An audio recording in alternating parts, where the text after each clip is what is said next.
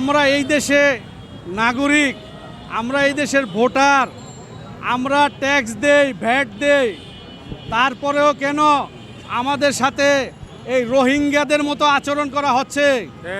ঠিক ঠিক, এই দেশে রোহিঙ্গাদের সম্মান আছে। রোহিঙ্গাদের কথা শোনার জন্য সারা পৃথিবী থেকে লোকজন আসে, কিন্তু অতি দুঃখের বিষয়, অতি কষ্টের সাথে বলতে হয়, আমরা এখানে 20 থেকে 25 হাজার ব্যবসায়ী, এই দেশের এই মোবাইল সেক্টর আমাদের হাত দিয়ে তৈরি, তারপরেও কেন এই 20-25 হাজার ব্যবসায়ী, এই 20 লক্ষের অধিক খানেওয়ালা আমাদের সাথে, কিন্তু আমরা আজকে 83 দিন পার করেছি, আমাদের দাবি দেওয়া নিয়ে ধারে ধারে ঘুরেছি, কিন্তু আজও পর্যন্ত আমাদের দাবি দেওয়ার কেউ কর্ণপাত করে নাই। আজকে আমাদের ব্যবসায়ী